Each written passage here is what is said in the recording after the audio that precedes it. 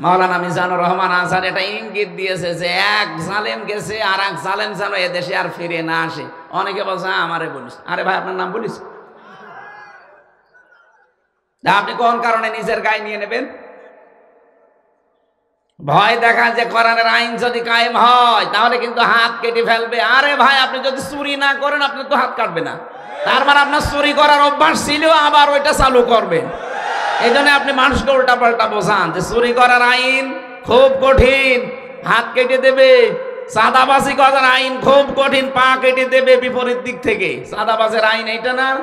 যারা চাঁদাবাজি করে, যারা ডাকাতি করে, ছিনতাই করে, যদি ধরা পড়ে ওদের এক হাত আর এক পা কেটে দেওয়ার নিয়ম। ওরা মানুষকে এখন ভয় দেখাচ্ছে, যদি কোরআন এই দেশে এসে যায় হাত কিন্তু থাকবে না, পা থাকবে না, তার মানে ওর ওই স্বভাব আছে। আল্লাহ বলেন আমি জমিনে খলিফা পাঠালাম, আমরা কেউ জমিনে নেই। জমিন দেখলে আমাদের ভয় লাগে, আর জমিন ফাঁকা পেয়েছে জালেমরা 180 মাইল দেখে চালাচ্ছে। এই জমিন ফাঁকা রাখতে দেবেন? জমিনে আসেন, কারণ আল্লাহর ইচ্ছা কি ছিল আল্লাহ কিন্তু প্রথমে বলেন নাই, ক্বালা ইন্নী আ'লামু মা লা তা'লামুন। ফেরেশতারা আমি যা জানি তোমরা কিন্তু জানো না। কি জানেন আল্লাহ? ওটা এখনো বলেননি, ওটা পরবর্তীতে জানিয়েছেন যে আমার ইচ্ছা জমিনে আমি ন্যায় বিচার কায়েম করতে চাই। আল্লাহর ইচ্ছা যে এইটা, আমি এর আগে কোন জায়গায় এসেছিলাম পাশে, ওই জায়গায় আমি ইয়দিলু হুয়া আকরাবু লিত-তাকওয়া আয়াতের ব্যাখ্যায় হালকা টাচ দিয়েছিলাম যে আপনি আল্লাহওয়ালা হতে চান, নেককার হতে চান, পরহেজগার দাবি করেন, তাকওয়াবান মনে করেন আমি তাকওয়া অর্জন করে ফেলেছি। আরে তাকওয়া তো ওইটা যে লোকটা ন্যায় বিচার কায়েম করতে পারে। তা আপনি জীবনের কোন জায়গায় ন্যায় বিচার কায়েম করেছেন বলেন? আপনার ব্যক্তিগত জীবনে ন্যায় বিচার আছে? পরিবারে আছে, সমাজে আছে, রাষ্ট্রে আছে, আদালতে আছে? নেই, কোথাও নেই। আপনার কিসের তাকওয়া? ইউদিলু, ন্যায় বিচার কায়েম করো, হুয়া আকরাবু লিত-তাকওয়া, এইটা তাকওয়ার নিকটবর্তী পন্থা। আত্তাকুল্লাহ, আমি আল্লাহকে ভয় করো। ইন্নাল্লাহা খাবীরুম বিমা তা'মালুন, তোমরা যা করো সব জানেন কে? আমি যেটা বোঝাতে চেয়েছি আয়াত দিয়ে আমি ইঙ্গিত দিলাম, বুঝেছেন হয়তো। আমরা আজ জমিনে নেই, জমিন ফাঁকা পেয়েছে জালেমরা, মন মতো চালাচ্ছে। এই 54 বছর চালিয়েছে, আবারও অনেকে চালাতে চায় না। আর জমিন মন মতো চালাতে দেওয়া হবে না। এ জমিন এখন থেকে চলবে শাহাদতের রক্ত যেখানে পড়েছে, শহীদদের মন মতো চলবে। কথা বলেন। আলহামদুলিল্লাহ, বাংলাদেশের ঐতিহ্যবাহী জেলা বরিশাল মোলাদি থানার অন্তর্গত চরপদ্মা আফসারিয়া স্কুল অ্যান্ড কলেজের উদ্যোগে প্রথম বাৎসরিক ঐতিহাসিক তাফসিরুল কোরআন মাহফিলের স্বনামধন্য সভাপতি, আমাদের পাশের দেশ, প্রতিবেশী দেশ, এই যে এরা মানুষের সম্মান নিয়ে যেভাবে সিনেমিনি খেলে, বিশেষ করে এই 54 বছর যা করেছে মেজর ডালিমের সংবাদ টকশো, এগুলো দেখে আপনি ক্লিয়ার হয়ে গেছেন। এর আগেও ক্লিয়ার অনেকে ছিল, আমরা এই প্রজন্মের মানুষগুলো তার মুখের কথা শুনে পুরা ক্লিয়ার হয়ে গেছে যে বাংলাদেশের বুদ্ধিজীবী, বাংলাদেশের আলেম ওলামা, জ্ঞানী মানুষ, এদেরকে হত্যার পেছনে হাত আছে আমাদের এই প্রতিবেশী এদের। আর এরা নাকি আমাদের বন্ধু ছিল। পৃথিবীতে সবচাইতে নিকৃষ্ট প্রতিবেশীর তালিকা যদি করা হয় তার 1 নাম্বার নাম আসবে ভারতের। শুধু প্রতিবেশী হিসাবে তারা নিকৃষ্ট না, এ দুনিয়াতে আপনি মাইক্রোসফট খোলেন, ভয়েস অফ আমেরিকার যে রিপোর্টগুলো দেখেন, তাম দুনিয়ায় এখন মিথ্যা কথা সবচাইতে বেশি বলা হয় ভারতে। কারণ এদের সাংবাদিকতা যারা আছে, বিশেষ করে মলম, এই যে হকার, এরা যেভাবে মিথ্যা প্রপাগান্ডা ছড়ায় মানুষকে নিয়ে, শয়তানও মনে হয় এত মিথ্যা কথা দুনিয়ায় বলেন। শয়তান ওরে দেখে সেলট দেয় যে তুই আমার বাবা, আমি জীবনে এত মিথ্যা কথা বলতে পারিনি, তুই এই কয়দিনই যা বললি। ওনাকে দিয়ে যারা বলাচ্ছিলেন আশা করছি তারা থামবেন। আপনি যাবার সময় যে কথাগুলো বলে গিয়েছিলেন একেবারে সব অক্ষরে অক্ষরে পালন করছেন। যাবার সময় বলে গিয়েছিল যে আমি যাবার 2 মাসের ভেতরে যেন দেশটা দেউলিয়া হয়ে যায়, চেষ্টা চালিয়েছিল বিভিন্ন কিন্তু একটা হালে পানি নেয়নি। এখন আবার নতুন আর একটা ষড়যন্ত্র লাগাচ্ছে। এই ফ্যাসিবাদের কিছু দোসররা, এই মাজলুম মানুষ যারা এই 15.5 বছরের জুলুমের শিকার হয়ে আমরা ছিলাম, সে যে দলের লোক হোক, শুধু 14 দল বাদ দিয়ে আমরা বাকি সব মাজলুম না? কথা বলেন না কেন? এই মাজলুমদের সাথে মিশে ওনারা চেষ্টা চালাচ্ছে কি করে আমাদেরকে ডিভাইডেড করা যায়। অ্যাডভোকেট জয়নুল আবেদিন এটা ইঙ্গিত দিয়েছিলেন, কিন্তু আপনারা বুঝেছেন কিনা জানি না। এই ইঙ্গিতটা আমাদের সামনে মনে রাখা লাগবে। জ্ঞানী মানুষ তো ইঙ্গিত দিয়েছে। ওরা কিন্তু আমাদের সাথে মিশে এখন চেষ্টা চালাবে, কারণ সব রাস্তাগুলো ওরা বন্ধ করে ফেলেছে।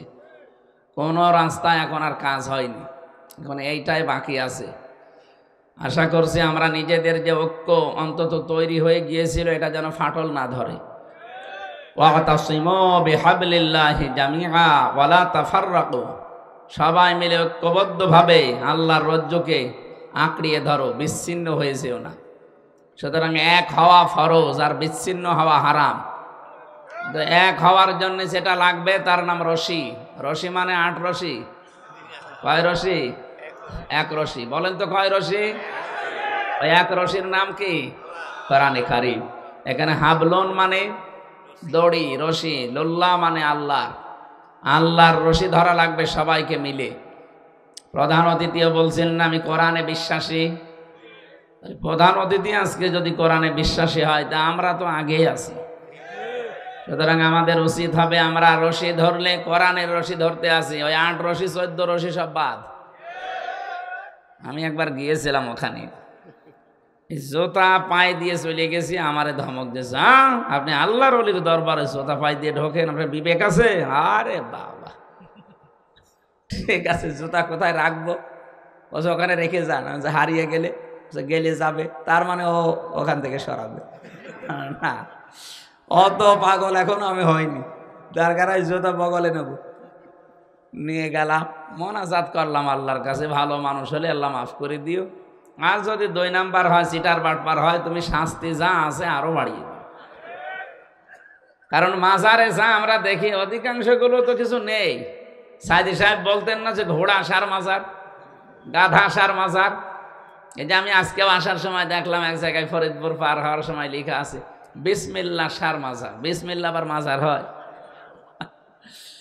আর যত মাজার দেখবেন বাংলাদেশে, সে চট্টগ্রাম থেকে শুরু করে একেবারে সারা দেশ তো ঘুরছি, যেখানে মাজার দেখি সব বিশ্ব রোডের সাথে অথবা রেল স্টেশনের পাশে। মানে মানুষের আনাগোনা যেখানে বেশি, সেখানে হঠাৎ মাজার বসায়। মানে এটা ব্যবসা ছাড়া কিচ্ছু না। যদিও বরিশাল বিভাগের মানুষেরা অনেক সচেতন আছে এই ব্যাপারে, তারপরেও এ বিভাগেও মাজার আছে। এই এলাকায় শুনলাম একটা তৈরি হয়েছে। এটা কি আসলে মানুষের নাকি অন্য কিছু? অনেক জায়গায় তো দেখি কলা গাছ পুঁতে কলা সার মাজার। মাজারের সাথে কোনো সম্পর্ক নেই ইসলামের। ইসলামের সম্পর্ক হবে দোয়ার সাথে। কোনো আল্লাহর ওলি যদি মরে যেয়ে থাকে, ইন্তেকাল করে, তাকে সম্মান জানাবেন, শ্রদ্ধা করবেন, দোয়া করবেন তার জন্যে, এতটুকুই শেষ। তার কাছে কিছু যদি চান, আপনারও ঈমান যাবে, আর উনি তো আর কিছু বুঝতেছে না। ইন্নাকা লামাইয়্যিতুন ওয়া ইন্নাহুম মাইয়্যিতুন। হে নবী, যারা মারা যায়, এ মানুষগুলো তো মারা গেছে, আপনিও একবার মারা যাবেন, আপনিও এক সময় মরবেন। সুতরাং ওরা যেমন মারা গেছে, আপনিও মারা যাবেন, ইন্তেকাল করবেন। সূরা ফাতিরের ভেতরে আল্লাহ আছে, যারা মারা যায় তাদেরকে আপনি কিছু শোনাতে পারবেন না। তা আপনি যে তাদের কাছে কিছু চান, ওরা তো শোনেই না, আপনি কি চান? সুতরাং কমন সেন্স আমাদের যাদের আছে, মরা পীর হোক জীবিত পীর হোক, কারো কাছে কিছু চাওয়া যাবে না। কিছু চাইলে আপনি আল্লাহর কাছে যাবেন। আমার কথা বোঝা গেছে? মাজার কেন্দ্রিক ইসলাম নয়। লা তাত্তাখিদুল কুবুর মাসাজিদা, কবরকে সেজদার জায়গা বানিও না। এ কথা রাসূলুল্লাহ কার? সুতরাং আমরা আল্লাহ এবং রাসূলকে মেনে চলতে চাই। আল্লাহ আমাদের তৌফিক দেন, বলেন আমিন। মানুষের সম্মান নিয়ে সিনেমিনা খেলা হচ্ছে এখনো পর্যন্ত, যেহেতু ওদের কোনো তালগোল এখনো পর্যন্ত শেষ হয়নি, ষড়যন্ত্র চলছে। আমাদের সতর্ক থাকার জন্য একটাই পদ্ধতি এখন খোলা আছে, ঐক্যবদ্ধ হওয়া লাগবে। আর সেইটার ভিত্তি হতে হবে কোরআন। কোরআনের বাইরে যদি কেউ যায় না, তার সাথে আমার কোনো ঐক্য নেই। কে কথা বলেন না কেন? কারণ এই দেশের মূল ভিত্তি আল্লাহর কোরআন। কোরআন আছে, এ দেশটা আছে। কোরআন থাকবে না, এ দেশও থাকবে না। ৯৬% মুসলমান আমরা এখানে কোরআন নিয়ে বাস করি। কথা বলেন ঠিক কিনা? অন্যান্য দেশ আছে, যেখানে যা আছে। এই ছেলে, পরে কথা বলবেন ভাই, এখানে যেন কেউ না আসে।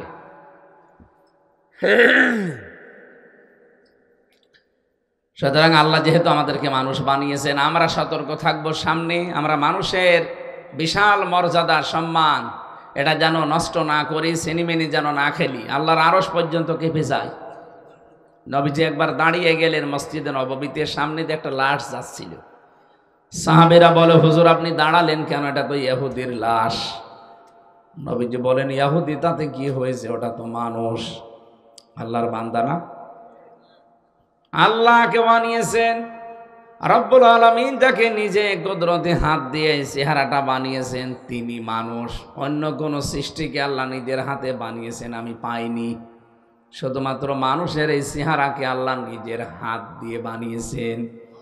ওয়ালাকাদ খালাকনাকুম সুম্মা সাব্বারনাকুম সুম্মা কুলনা লিল মালাইকা। রব্বুল আলামিন বলেন, অবশ্যই আমি আল্লাহ বানিয়েছি তোমাদেরকে, এবং তোমাদের এই আকৃতিটা আমি আল্লাহ বানিয়েছি। আমাদের বডি আল্লাহ বানাননি, এটা ফেরেশতারা বানিয়েছে। এমনকি মায়ের পেটের ভেতরেও ফেরেশতারা আমাদের এই বডিগুলো একটার পরে একটা তৈরি করতে থাকে। শুধু এই চেহারাটা আল্লাহ নিজের কুদরতে হাতে বানিয়েছে। লাকাদ খালাকনাল ইনসানা ফি আহসানি তাকওয়িম। এই জন্য পৃথিবীতে সবচাইতে সুন্দর দেখবেন মানুষের চেহারা। এত সুন্দর কোন সৃষ্টি আল্লাহ বানাননি, কিয়ামত পর্যন্ত আর বানাবেও না। এই জন্য আল্লাহ আমাদের শুধু বানিয়ে শেষ করেননি, আমাদের যেহেতু সম্মান দিয়েছেন, আমরা এখন সম্মানিত। যার কারণে বিশ্বাস করেন, তার নাম কিন্তু কোরআন শরীফ। আজকে যদি এই টেবিলের ওপর একটা কোরআন শরীফ থাকতো, আর আমি যদি কোরআনের টেবিলের পাশে এসে এই টেবিলে পা রাখতাম, যত মানুষ এখানে আছে আমার বেয়াদব বলতো। কোরআন শরীফ এখন নেই, আমি যদি এর উপরে না এর উপরেও পা রাখি, আমার কেউ বেয়াদব অন্তত বলবে না। কি? শুধুমাত্র কোরআনে কারিমে টেবিলের উপরে থাকার কারণে এর মর্যাদা চলে আল্লাহ বাড়িয়ে দেয়। আমাদের এই দেশে সত্যিই যদি ৫৬,০০০ বর্গ মাইলে কোরআনে কারিম কায়েম হয়ে যায়, দেশটার মর্যাদাও বেড়ে যাবে। আমি কি বোঝাতে চাই? বুঝেছেন? আলহামদুলিল্লাহ। মানিত্তাবাআল হুদা বিগাইরিল কোরআন আদাল্লাহুল্লাহ। তিরমিজি শরীফের হাদিস। এখানে যারা আলেম আছেন তাদেরকে বলছি, নবীজি বলেন, কোরআন বাদ দিয়ে পৃথিবীর কোনো জায়গায় যদি কেউ ভালো হওয়ার নিয়তেও যায়, আল্লাহ নিজে তাকে দায়িত্ব নিয়ে খারাপ বানিয়ে দেয়। শব্দটা দল্লা ইয়াদিল্লু দেয়নি যে আপনি নিজেই নিজেকে খারাপ করে ফেলেছেন, না। আদাল্লা ইউদিল্লু বাবে ইফাল, বাংলা অর্থ দাঁড়িয়েছে আপনি হয়তো ভালো হওয়ার নিয়তে কোনো জায়গায় গিয়েছিলেন, কিন্তু কোরআন সেখানে ছিল না, কোরআনের কর্মসূচিও ছিল না। এই জন্য আল্লাহ নিজে দায়িত্ব নিয়ে আপনাকে আরো গোমরা বানিয়ে দেবে। বরিশালের মানুষেরা, আমি জানি সারা বাংলাদেশে কয়েকটা জেলা ধর্মভীরু মানুষ বাস করে, তার ভেতরে নোয়াখালী, বরিশাল, এই দুই জেলার নাম আছে। পর্দা পশিদা এবং আলেম ওলামা এই জায়গাগুলোতে বেশি। আমি আমার ইমান থেকে বলছি, এই হাদিসের দিকে তাকিয়ে বলেন তো, হেদায়েত দেওয়ার একচ্ছত্র মালিকানা কার? নাকি আমাকে আল্লাহ হালকা পাতলা দিয়েছে? নবীজি নিজের আপন চাচাকে তাই হেদায়েত দিতে পারেননি, তার মানে হেদায়েত আল্লাহ নবীর হাতেও দেয়নি। বিশ্ব নবীর যে আপন চাচা আবু তালেব যেদিন মারা যাচ্ছিল, নবীজি মাথার কাছে গিয়ে বললেন, ইয়া আম্মি আবি তালিব, লা ইলাহা ইল্লাল্লাহ হাজ্জুল লাকা ইনদাল্লাহি ইয়াউমাল কিয়ামাহ, রাহুল বুখারী। হে চাচা, সরে বলা লাগবে না, শুধু আমার কানের কাছে মুখ নিয়ে আস্তে করে বলেন যে লা ইলাহা ইল্লাল্লাহ, মুহাম্মাদুর রাসূলুল্লাহ বলার দরকার নেই। কারণ আমি যে নিজে মোহাম্মদ এটা তো আমি জানি, আমার পরিচয় আপনার দেওয়া লাগবে না, শুধু আল্লাহর একাত্মবাদের স্বীকৃতিটা দিয়ে দেন। কাউকে শোনানো দরকার নেই, শুধু আমার কানের কাছে মুখ নিয়ে একটু বলেন। এতটুকু সাক্ষী যদি আমি পাই, কিয়ামতের দিন গলায় গামছা দিয়ে আপনাকে আমি জান্নাতে প্রবেশ করাবো। আল্লাহর সাথে দরকার আমি ঝগড়া করব। পাশে দাঁড়িয়েছিল আবু সেহেল আর আবু সুফিয়ান, ডাক দিয়ে বলে, নেতা পড়বা, সারা জীবন বাপ দাদার ধর্ম মানলে এখন নতুন ধর্ম গ্রহণ করে কলঙ্কিত হবা। মানুষ তোমাকে কাপুরুষ বলবে, ভীরু বলবে। লোকটা তখন ডাক দিয়েছে, ভাতিজা আমারে মাফ করে দিও, আমি পড়তে পারলাম না। আমি যদি এখনই মারা যাই, মরণের পরেই সারা দুনিয়ায় কথা উঠবে যে বাপ দাদা ধর্ম ত্যাগ করে শেষ বয়সেও ধর্ম ত্যাগ করে কলঙ্কিত হয়েছে। তো তুমি আমারে মাফ করে দিও। বরিশালবাসী বলেন তো, মাফ করার মালিক কে? নবীজির মন খারাপ হয়ে গেল। সঙ্গে সঙ্গে ফেরেশতা জিবরাইল সূরা কাসাসে 56 নম্বর আয়াত নিয়ে হাজির হলেন। ইন্নাকা লা তাহদি মান আহবাবতা ওয়ালাকিন্নাল্লাহা ইয়াহদি মান ইয়াশা। হে নবী, আপনি কি কোন কারণে মন খারাপ করেন? হেদায়েত তো আপনাকে আমি দেইনি যে যাকে ভালোবাসবেন তাকে দিয়ে দেবেন। এই লোকটা আপনার চাচা, আমি জানি। সারা জীবন আপনাকে কোলে নিয়ে, মাথায় নিয়ে, পিঠে নিয়ে, কাকে নিয়ে মানুষ করেছে আমি দেখেছি। কিন্তু এই লোকটা তো মুশরিক। লোকটা কি? আপনি এত চেষ্টা করলেন তাকে ফিরিয়ে আনার জন্য, সে কিন্তু পড়ে নাই।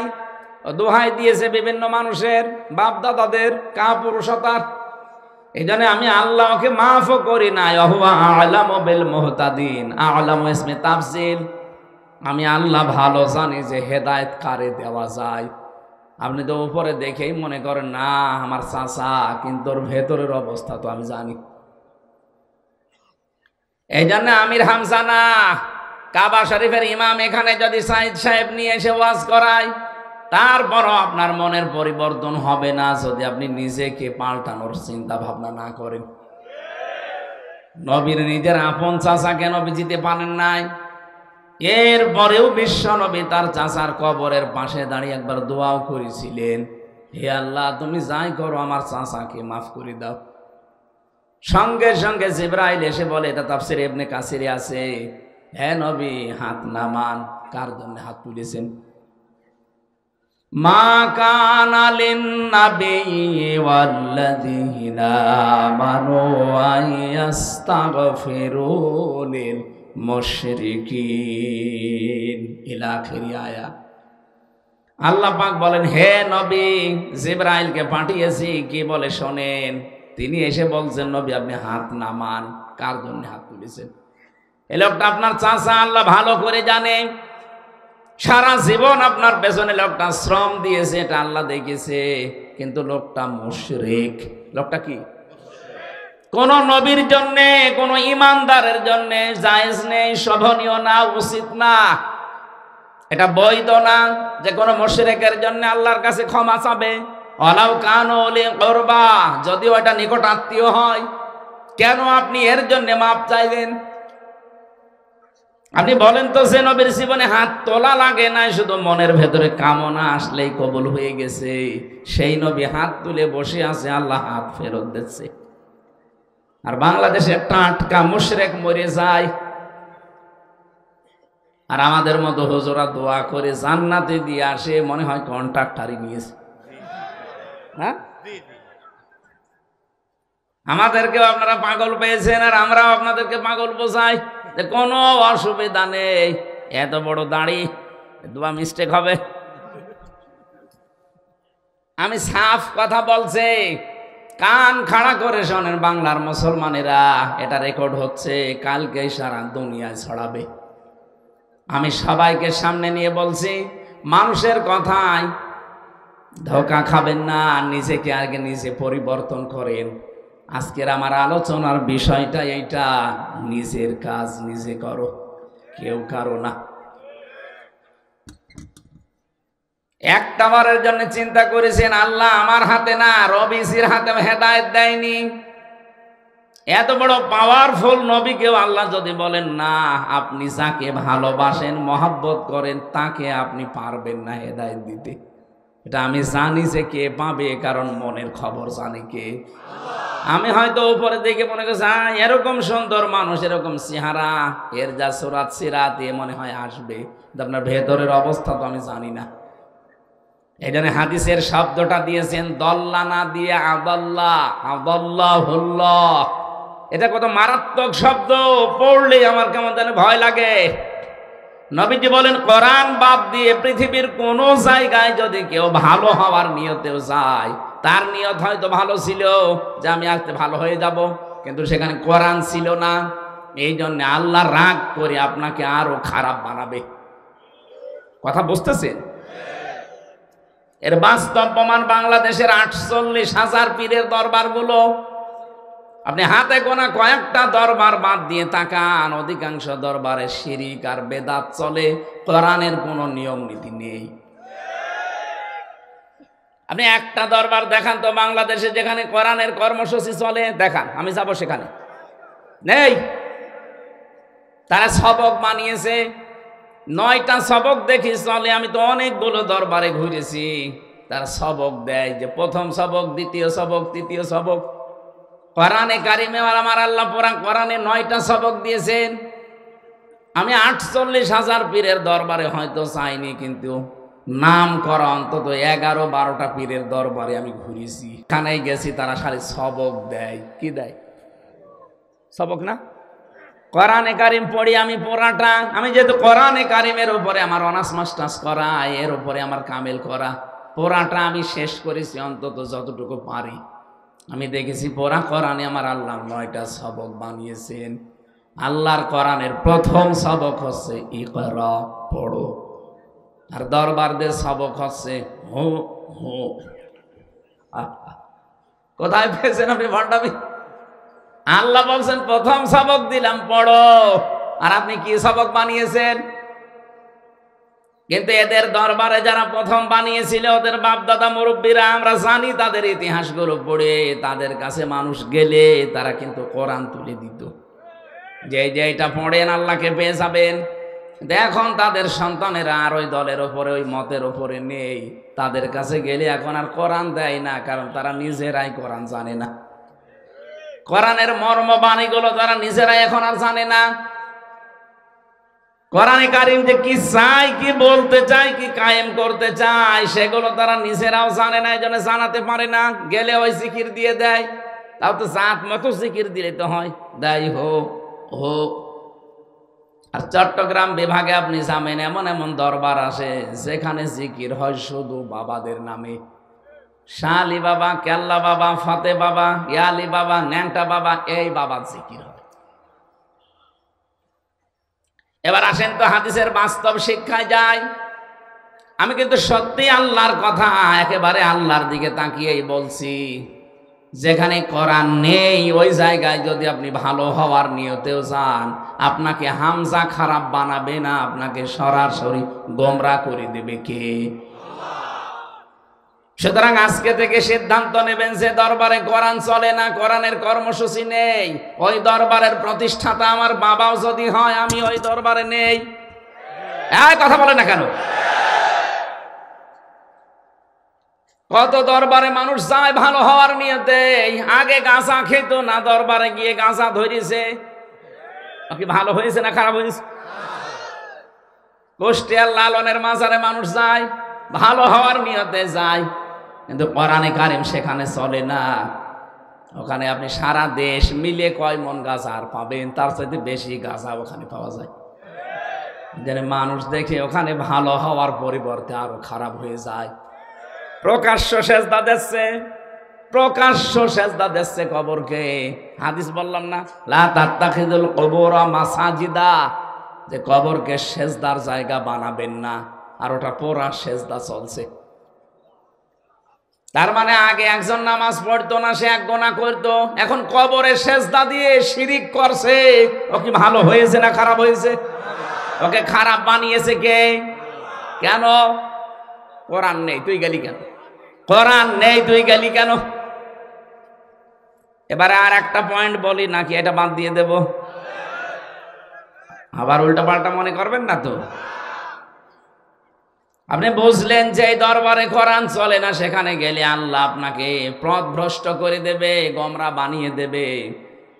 তাহলে বাংলাদেশে যত রাজনৈতিক দলের নাম নিয়ে যারা রাজনীতি করছে, যেই দলে কোরআন নেই, কোরআনের কর্মসূচি চলে না, ওই দল যদি আমার বাবাও তৈরি করে, ওই দলে আমি নেই।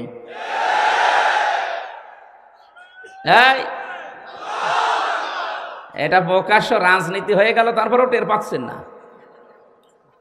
এটা রাজনীতি না? আপনি যদি টের নাও পান, এ হুজুর কিন্তু টের পেয়েছে। এটা রাজনীতি না? এরা কি আন্দাজে তাকবীর দেয়? এরা কি কিছু বোঝে? আরে ভাই, আল্লাহর কসম, আমি আপনাকে বাঁচাতে চাই। কোরআনের চোখ লাগিয়ে দেখতে পাচ্ছি আপনি জাহান্নামে যাচ্ছেন। যেই দলে সত্যিই কোরআন নেই, কোরআনের কর্মসূচি ওই দলে চলে না, ওই দলের প্রতিষ্ঠাতা আপনার বাবা হলেও আপনি জাহান্নামে যাবেন। আপনাকে জীবনও আল্লাহ হেদায়েত দেবে না, আরো খারাপ বানিয়ে দেবে। আপনার সুরাত সিরাত চেহারা অনেক ভালো মনে হবে, পোশাক আশাক, কিন্তু ভেতরে আল্লাহ হেদায়েত থেকে বঞ্চিত করে দেবে। কারণ একটাই। কারণ কয়টা? যালিকাল কিতাবু লা রাইবা ফীহি। এই যে কিতাবের আগে আলিফ লাম আছে, কি আছে? আলিফ লাম 4 প্রকার। আলিফ লামে ইস্তেগরাকি, গরকন মানে ডুবন্ত। এখানে আলিফ লাম যেটা নির্দিষ্ট করার জন্য আল্লাহ দিয়েছেন। রব্বুল আলামিন বলেন, একটাই মাত্র কিতাব আমি দুনিয়ায় পাঠালাম যেটা মানুষকে হেদায়েত দিতে পারে, আর কোন কিতাব দুনিয়ায় নেই যেটা মানুষকে হেদায়েত দিতে পারে। তার নাম কি? এখানে কোরআন নেই, তুই গেলি কেন? শ্বশুরকে বাবা বলা জায়েজ আছে না নেই? জায়েজ নেই? আছে।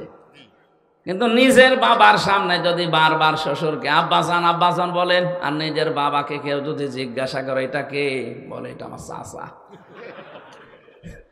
আপনার শ্বশুরের মন খারাপ হবে না?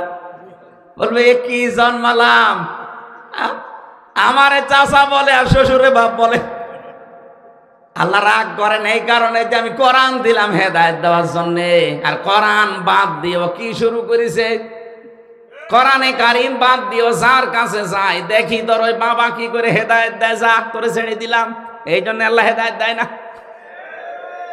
আমার কথার ওজন টের পেয়েছেন? আলহামদুলিল্লাহ, ওয়াজ আমার মনে হয় হয়ে গেছে।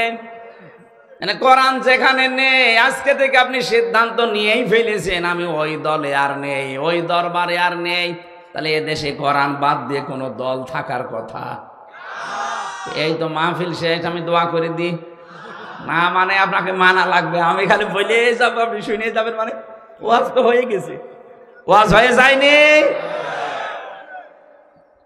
এরপরও যদি কেউ না বোঝার ভান করে থাকেন, তার জন্য আমার একটু বলছি, কিন্তু আমার ওয়াজ কিন্তু হয়ে গেছে আলহামদুলিল্লাহ।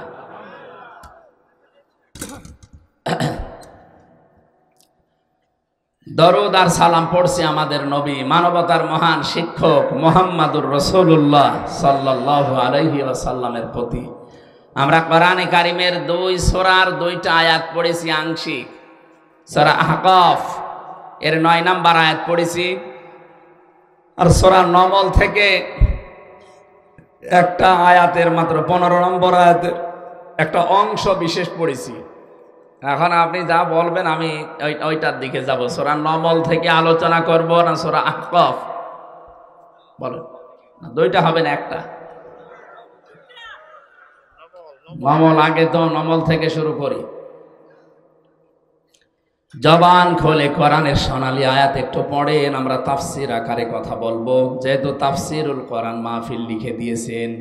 ওয়ালাকাদ আতাইনা লুকমানাল ওয়ালাকাদ আতাইনা দাউদা ওয়া সুলাইমানা ইলমা। আল্লাহ রাব্বুল আলামিন বলেন, আমি অবশ্যই দাউদ এবং সুলাইমানকে জ্ঞান দিয়েছি। এখানে প্রথম শব্দটা আমার আল্লাহ গ্যারান্টি দিয়ে আরম্ভ করলেন, ওয়ালাকাদ। না কিছু লাগবে না, কিছু লাগবে না ভাই, বসে বসে। এই আয়াতটা শুরু করার আগে আল্লাহ গ্যারান্টি দিচ্ছেন, ওয়ালাকাদ, অবশ্যই আমি আতাইনা, আমি আল্লাহ দিয়েছি দাউদ ওয়া সুলাইমানা ইলমা, দাউদ আর সুলাইমানকে আমি আল্লাহ ইলম দিয়েছি, জ্ঞান দিয়েছি। এই পৃথিবীতে আল্লাহ যত কিছু দিয়েছেন মানুষের জন্য, আল্লাহর পক্ষ থেকে সব চাইতে দামি জিনিসের নাম ইলম। কি বললাম? এই ইলমের কারণে মানুষের সম্মান আল্লাহ বাড়িয়ে দিয়েছেন। ওয়াল্লামা আদামাল আসমা কুল্লাহা সুম্মা আরাদাহুম আলাল মালাইকা, আমি আদমকে জ্ঞান শিখিয়েছিলাম, ইলম দিয়েছিলাম তাকে। আল্লামা ইউআল্লিমু, এখানে শিক্ষক সরাসরি কে? আরো জোরে বলেন কে? এতদিন যেভাবে শুনেছেন ওইভাবে না, এখান থেকে একটা আলাদা শিক্ষা আছে। আমি আলেমদেরকে বলছি, যেহেতু এখানে লিখেই রেখেছেন আলেম ওলামাদের সম্মানিত আসন এটা, শিক্ষিত মানুষরা এখান থেকে দুইটা তথ্য পাবেন। এখানে সরাসরি শিক্ষক আল্লাহ নিজে, আর ছাত্র হচ্ছে হযরতে আদম আলাইহিস সালাম। ছাত্র আমাদের মতো সাধারণ মানুষ না, একদিকে তিনি নবী আর একদিকে তিনি প্রথম মানুষ। কথা বলেন না কেন? সরাসরি আল্লাহ পাক নিজে শিক্ষক, ছাত্র আদম আলাইহিস সালাম, জায়গা ক্লাসরুম জান্নাত। কত দামি ক্লাস! অথচ এখনকার আধুনিক তাফসির বাদ দিয়ে পুরাতন তাফসির গুলো নিয়ে আসেন, প্রত্যেকটায় আপনি লেখা পাবেন আসমা, এসএম এর বহুবচন আসমা। ওই দিকে খেয়াল করে আমরা অনেকেই মনে করি এটা মনে হয় বিভিন্ন জিনিসের নাম হবে, আলু পটল ঝিঙ্গা ঝাল এগুলো হবে। আরে ভাই, আপনার কোনোদিন একটু চিন্তা আসে নাই মাথায় যে সরাসরি আল্লাহ নিজে ক্লাস নিচ্ছেন? ছাত্র তো সাধারণ মানুষ না, একজন নবী। আর জায়গাটা তো সাধারণ ক্লাসরুম না, জান্নাতের ভেতরে। এত বড় দামি ক্লাসে আলু পটল ঝিঙ্গা ঝাল এগুলোর নাম শেখানো লাগে, অথচ তাফসির নিয়ে আসেন বাংলায় এইটাই লেখা আছে। চিন্তা ভাবনার বিষয় এখানে। এই কারণে আল্লাহ পাক নিজে ক্লাস নিয়ে কোনোদিন আলু পটল ঝিঙ্গা বেগুন ঝাল এগুলোর নাম তিনি শেখানোর কথা না। যদি শিখেও থাকেন ইঙ্গিত দিতে পারেন কিছু আসল শিক্ষা আল্লাহ ওই দিন দিয়ে দিয়েছেন। এখানে এসএম এর বহুবচন আসমা যদিও দেওয়া আছে, আধুনিক তাফসিরে যারা গবেষক মুফাসসিরিনে কেরাম লিখেছেন দুইটা বিষয় আল্লাহ ওই দিন তাকে দিয়ে দিয়েছেন। যত জ্ঞানের ন্যায় এবং অন্যায় আছে সব আল্লাহ ওই এক ক্লাসে তাকে শিখিয়েছিলেন। আমরা যেহেতু আদমের সন্তান, আমরা কিন্তু অনেকেই যদি লেখাপড়া নাও জানি, ওই যে আদম নবী শিক্ষা পেয়েছিলেন সকল ন্যায় এবং সকল অন্যায়ের যত নিয়ম আছে ওই এক ক্লাসে আল্লাহ তাকে শিক্ষা দিয়েছেন। যত সূত্র ছিল ন্যায় এবং অন্যায়ের সূত্রগুলো আল্লাহ একদিনেই তাকে শিখিয়েছেন।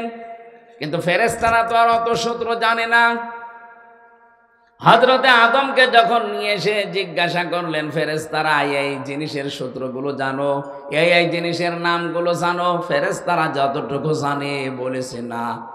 ক্বালু সুবহানাকা লা ইলমা লানা ইল্লা মা আল্লামতানা ইন্নাকা আনতাল আলিমুল হাকীম।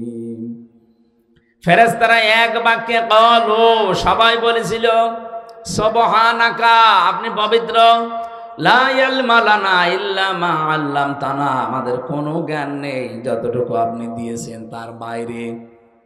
সুতরাং আপনি আমাদেরকে যা জানিয়েছেন, যদি জানিয়েছেন এটা খুঁটি, এতটুকু জানিয়ে এর আগে পরে আর কিছু জানি না। কিন্তু আদম নবীকে আল্লাহ এক ক্লাসের ভেতরে এত কিছু দিয়েছিলেন, ফেরেশতারা ওইটা জানে না। আমরা যদি ওই ক্লাসে ছিলাম না, কিন্তু আমরা আদমের সন্তান হিসাবে দুনিয়ায় লেখাপড়া না করলেও জানি যে এটা ন্যায়, এটা অন্যায়। এই শিক্ষাটা আপনি কোন দিন নিলেন? মায়ের পেটের ভেতরে নিয়েছিলেন না, ও এক ক্লাসে আল্লাহ দিয়ে দিয়েছেন।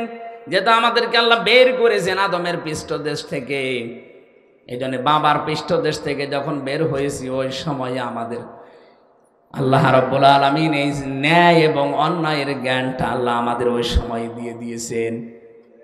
আমাদের সম্মান মর্যাদা বৃদ্ধির কারণে একটাই, আমরা জ্ঞান পেয়েছি, অন্যান্য সৃষ্টি জ্ঞান পায়নি, এই কারণে তাদের সম্মান আমাদের নিচে। যেটার জন্য আমরা আজ উন্নত, যেটার জন্য আজ আমরা সম্মানিত, সেইটাকেই মাইনাস করার জন্য 54 বছর বিভিন্ন কায়দায় চেষ্টা চলছে। জ্ঞান মানে শুধু জাগতিক জ্ঞান না, জ্ঞান হবে কোরআনের জ্ঞান। কিসের জ্ঞান? শিক্ষা ব্যবস্থা থেকে কোরআনের জ্ঞানগুলোকে তুলে দিয়ে জাতিকে একটা নরকে নিক্ষেপ করার চেষ্টা চলছিল। এই জন্য আমি আহ্বান জানাবো, এখানে মাদ্রাসা যেহেতু আছে, হাফেজি কোরআনে 3 জনের মাথায় আমরা পাগড়ি পরিয়েছি। অবশ্যই আপনার ছেলে হোক মেয়ে হোক 3টা বছর আগে এরকম জায়গায় পড়িয়ে নেবেন। 3 বছর যদি পড়িয়ে 5 বছর পড়িয়ে আপনি ডাক্তার বানাবেন, ইঞ্জিনিয়ার বানাবেন, বৈজ্ঞানিক বানাবেন, কোনো অসুবিধা নেই। আপনার ছেলে টিএনও হবে, ডিসি হবে, এসপি হবে, যেখানে তুলে দেবেন কোনো নিষেধ নেই আমার পক্ষ থেকে নিষেধ এই যে তাকে 3 বছর 5 বছর আগে কোরআনের শিক্ষা দেবেন। তাহলে আমি 2টা গ্যারান্টি আপনাকে দিতে পারি এখনই, জীবনে এই ছেলে কোনোদিন নেশা করবে না। 2 নম্বরে কোনোদিন আপনাকে বৃদ্ধাশ্রমে রেখে আসবে না। আমি এই চোখে দেখেছি, বিশ্ববিদ্যালয় ক্লাস চলছে। আমি প্রথমে জাহাঙ্গীরনগরে ছিলাম, এরপরে আমি কুষ্টিয়া ভার্সিটিতে চলে গিয়েছিলাম ডাইভার্ট হয়ে। আমি দেখেছি বিশ্ববিদ্যালয়ে মাস্টার্সে ক্লাস চলছে, আর ছাত্র জুতা দিয়ে পিটাচ্ছে শিক্ষককে। তাও পিটিয়ে শেষ করেনি, পিটিয়ে ক্লাস থেকে বের করছে। শিক্ষক হাত জোড় করে বলছে, বাবা আমারে ছেড়ে দিয়ে, আমি আর ক্লাসে আসবো না। বলছে, না শালা তোরে মেরেই ফেলবো। এটা ছাত্র। কয়দিন পরে এই ছেলেটা এসপি হবে, ডিসি হবে, টিএনও হবে। আমি এ চোখে এইটাও দেখেছি। আজকে যেটা একেবারে শেষে পাগড়ি দিলাম, ওটা মনে হচ্ছে এখনো দুধও সারেনি। দুধ ছেড়েছে ওটা 6-7 বছর বয়সে। এতটুকু একটা ছেলে বিশাল সমুদ্র আটলান্টিক মহাসাগরে মাথার ভেতরে নিয়ে ফেলেছে অলরেডি। কোরআনে কারিম হিফজ করা, এটা মনে রাখা, এটাতে কত বড় কঠিন কাজ আমি তো হাফেজ, আমি জানি। 3টা বছর কারাগারের এই ফাঁসির কন্ডেম ছেলে আমাদের কাছে তো কিছুই দেয়নি, শুধু বঙ্গবন্ধুর জীবনী দিত আর কোরআন শরীফ। বঙ্গবন্ধুর চীন সফর পড়েন, তার আত্মজীবনী পড়েন, তার ছেলেবেলা পড়েন। আমি কি করব? যেটা চাইতাম ওইটা দিত না। কারারক্ষীকে বলতাম আমার ফাঁসি চাই, এই বইটা দেন। এই বই দেশে নেই মানে আমি মেজর ডালিম বলছি, এই বইটা দেন। শেষে বললাম যে কিছুই যদি না পারেন, ছাতা মাথা জীবনী পড়ে করবো কি, বাদ দেন, আমারে কোরআন দিয়ে যান। কোরআন শরীফ দিয়েছিল 3টা বছর। আমার তো প্রায় 75 বারের উপরে পড়া কোরআন নামাজের ভেতরে খতম হয়ে গেছে। একদিন 5-7 পারা করে খালি নামাজে আর বাইরে তেলাওয়াত করে করে 3 দিনে 2.5 দিনে আমি কোরআন শরীফ খতম করার মানে প্রতিযোগিতা করেছিলাম মাওলানা মামুনুল হকের সাথে। উনি আমার পাশের রুমে ছিলেন, আমার অঘোষিত একটা টার্গেট দিয়েছিলেন, কে কত তাড়াতাড়ি কোরআন শরীফ শেষ করতে পারে। প্রথম বছর গেল, এভাবে বললাম না, এভাবে না, বোঝার চেষ্টা করি আসেন। একেবারে মিজান মন সাহেব থেকে সারে জামি বেকায়া, যে কি এটার নাম, কাফিয়া, এই যত আরবি গ্রামারের কিতাবগুলো আছে, কারারক্ষীদেরকে টাকা পয়সা দিয়ে দিয়ে বলতাম, ভাই এগুলো একটু এনে দেবেন যে কোনো কায়দায়। ওরা ওইভাবে দিত। পড়তে পড়তে ওনার কাছে, মাওলানা শাখাওয়াত হোসেন রাজির কাছে, আমার যদিও পড়া ছিল আলিয়া মাদ্রাসায়, কওমি মাদ্রাসায়, আমি আবার ঝালাই করলাম এই 2-3 বছরে।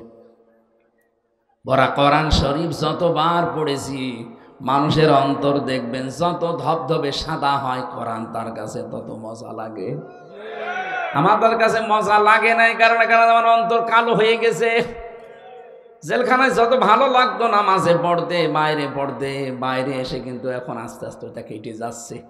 কারণ এখন আমি ওই জায়গায় আর নেই, এখন একটা আলাদা পরিবেশে ছিলাম। জেলখানা কারো জন্যে জাহান্নামের মতো, আর কারো জন্যে জেলখানাটা জান্নাতের মতো আল্লাহ বানিয়ে দেন। হযরত ইব্রাহিম নবীর জন্যে বিশাল অগ্নিকুণ্ড 40 দিনের জন্য আল্লাহ জান্নাত বানিয়ে দিয়েছিলেন। তারা বাইরে থেকে মনে করতো ইব্রাহিম আগুনে আছে, কিন্তু আগুন না, পুরাটাই আল্লাহর জান্নাত ছিল। তার নাতিরা পরবর্তীতে জিজ্ঞাসা করেছিল, দাদা জীবনের বিশাল সময় আপনি কিভাবে পার করলেন, কেমন কেটেছে আপনার জীবনটা বলেন দেখি। জাতির পিতা হযরত ইব্রাহিম নবী বলতেন, আমার নাতিরা, এই পৃথিবীতে যত বছর আল্লাহ হায়াত দিয়েছেন সবচাইতে বেশি শান্তিতে ছিলাম আমি ওই 40 দিন নমরুদের অগ্নিকুণ্ডে। তার মানে পরিবেশ যদি আল্লাহ অনুকূলে করে দেয়, অগ্নিকুণ্ডের এই জায়গাটাও জান্নাত হয়ে যায়। আমার বোঝানোর বিষয় ছিল হযরত আদম নবী আলাইহিস সালামকে আল্লাহ যে শিক্ষাটা দিয়ে তার সম্মান বাড়িয়েছিলেন, আমাদের দেশের দিকে তাকান, এই শিক্ষাগুলো না থাকার কারণে সন্তানগুলো মানুষের পরিবর্তে জানোয়ার হয়ে যাচ্ছে। শিক্ষামন্ত্রীর দায়িত্ব একেবারে শেষের দিকে যেটা ছিল নভেল, আপনি জানেন সে কে? ইসকন। এ পৃথিবীতে মুসলমানকে ধ্বংস করার জন্য সবচাইতে বেশি যারা গুরুত্বপূর্ণ ভূমিকা পালন করে তারা ইসকনের লোক। পরে কাজে লাগিয়েছিল আমার দাদারা। বাস্তবতা অনেক গভীরের। ওই ইসকনের স্কুলে পড়াশোনা করে পর্যন্ত এসেছে। ওরে এমনি বসায়নি, ওরে তো হাসিনা বসায়নি, ওরে বসিয়েছে পুরা দাদা নিজে।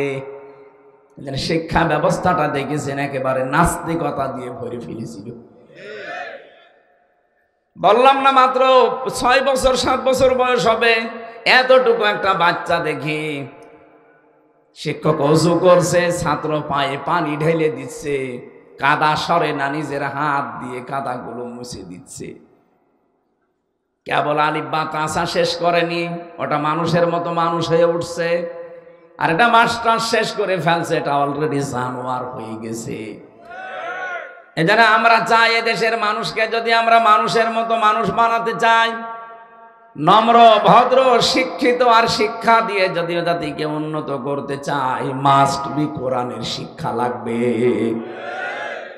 আল্লাহ রাব্বুল আলামিন আমাদের জ্ঞান, হযরতের নবীদের জ্ঞান, তাদের কথা আমাদেরকে শুনিয়েছেন। আমি নবীদের জ্ঞান দিয়েছিলাম, এখানে 2 জন নবীর নাম পেলাম, দাউদ এবং সুলাইমান আলাইহিস সালাম। এদেরকে জ্ঞান দিয়েছিলাম। অকলা দিবসন, এটা তারা 2 জনেই অকল আলহামদুলিল্লাহিল্লাযী অকল আলহামদুলিল্লাহিল্লাযী ফাদ্দালানা আলা কাসীরিম মিন ইবাদিহিল মুমিনিন। জ্ঞান পাওয়ার পরে মানুষের উচিত হচ্ছে শুকরিয়া আদায় করা সর্বপ্রথম আল্লাহর। এই 2 জন নবী জ্ঞান পেয়েই তারা শুকরিয়া আদায় করছে আল্লাহর, যে আমরা প্রশংসা করছি আমার আল্লাহর, যিনি আমাদের উপরে ফজল করেছেন, অনুগ্রহ করেছেন।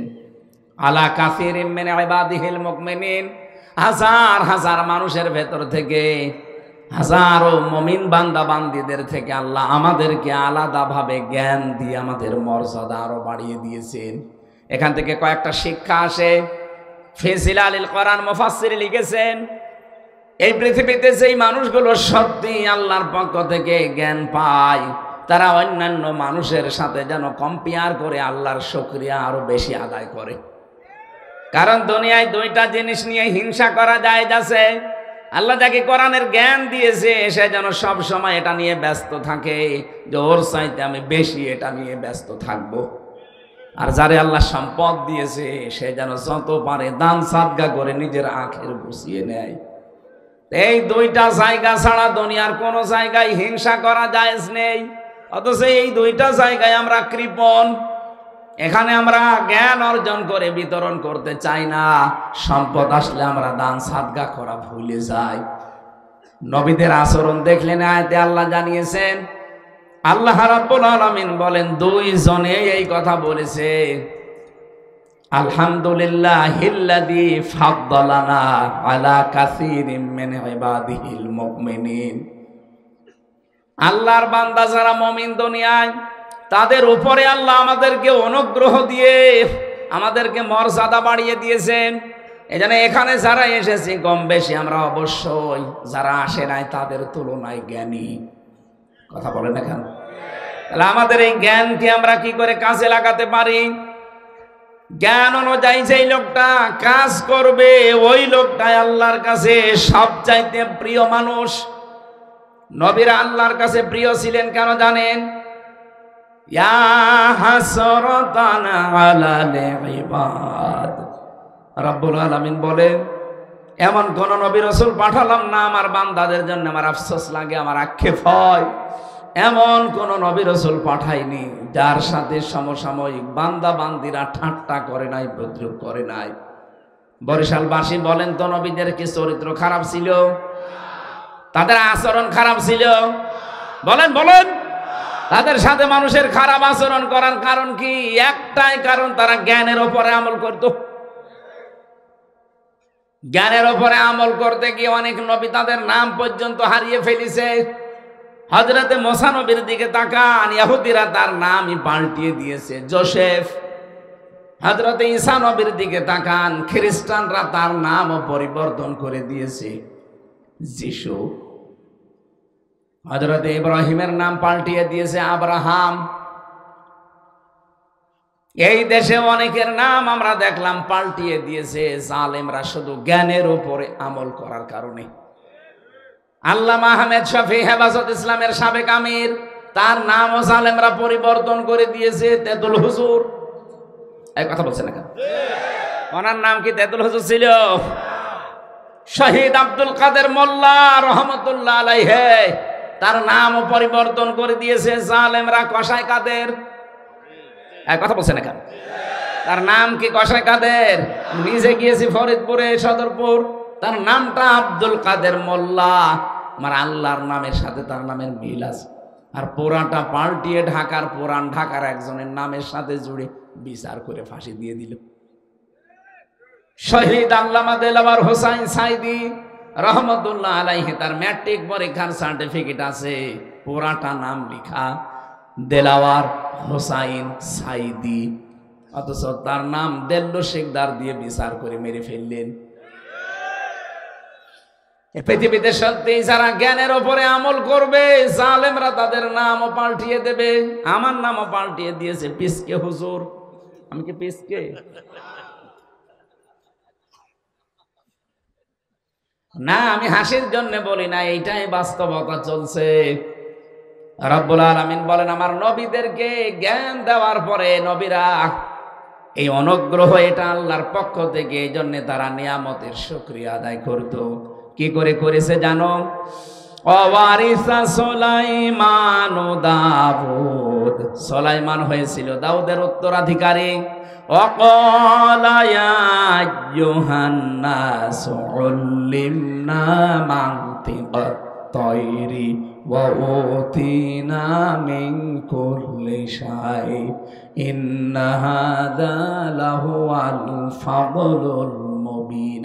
এদিকে তাকান, আছে হযরতে সুলাইমান নবী দাউদ আলাইহিস সালামের উত্তরাধিকারী, তার সন্তান। সুলাইমান নবী বললেন, হে পৃথিবীর মানব মণ্ডলী এদিকে তাকান। তিনি মানুষকে ডাক দিয়েছেন, ইয়া আইয়ুহান নাস, হে পৃথিবীর মানুষেরা, উল্লিমনা, আমাকে শিক্ষা দেওয়া হয়েছে, মানতিকাত তায়রি, পাখির ভাষা, ওয়া উতিনা মিন কুল্লি শাই, এই পৃথিবীতে যত কিছু নিয়ামত আল্লাহ দিয়েছেন সব নিয়ামত আল্লাহ আমাকে দিয়েছেন।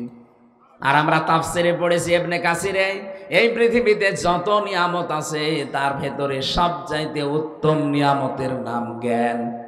এখানে 27টা নাম আছে। 1 নম্বরে জ্ঞানের নাম পেয়েছি, 2 নম্বরে আমি নাম পেয়েছি রাষ্ট্র ক্ষমতা। হযরত সুলাইমান রাষ্ট্র ক্ষমতায় ছিলেন না? কথা বলেন না কেন? মিন কুল্লি শাই, যত নিয়ামত আল্লাহ আমাকে দিয়েছেন তার ভেতরে 27টা একটা একটা করে তাফসিরে আছে। 1 নম্বরে আল্লাহ আমাকে জ্ঞান দিয়েছেন, 2 নম্বরে আমাকে আল্লাহ রাষ্ট্র ক্ষমতা দিয়েছেন। আজ কত মানুষ উল্টাপাল্টা কথা আমাদের নামে ছড়ায়।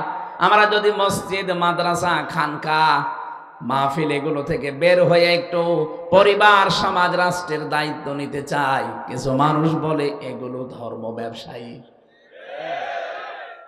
বলে এরা ধর্ম ভীরু না, এরা ধর্ম ব্যবসায়ী। এ কথা যদি কেউ বুঝে শুনে বলে সে বেঈমান হয়ে গেছে। কারণ আপনি কথা বললেন কাকে? আলেমদেরকে বললেন। এ আলেমরা তো আলেম না, এরা নবীর ওয়ারিস।